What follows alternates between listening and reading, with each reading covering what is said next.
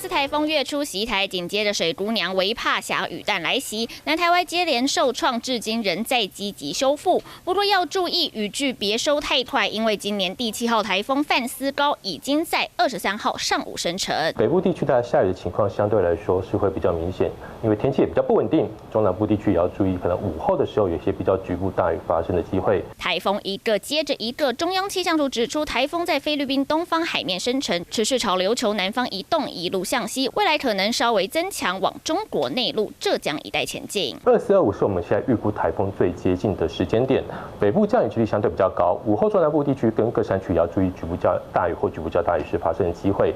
未来还是要持续注意这个台风的动态跟发展。根据中央气象署资料显示，23号入夜后，北部、东北部地区会有零星短暂阵雨。24号、25号范斯高接近台湾，基隆北海岸北部地区降雨几率高。午后中南部地区山区要小心局部大雨。26号起转为偏西风，整体还是受到低压带影响，西半部天气不稳定，要小心午后雷雨。但专家指出，未来不止台风范斯高，后方还有2个热带扰动，同样要注意。在热带海洋上面确实是有3个系统目前预估上面来看的话，应该都有机会会发展。罢免投票倒数3天，台风步步逼近，也让民众担心投票日期会不会受到影响。对此，专家提醒，26号天气形态转为午后对流，要特别注意局部短暂阵雨，民众外出还是务必得记得携带雨具。3立新闻黄正杰、年晚盛台北采访报道。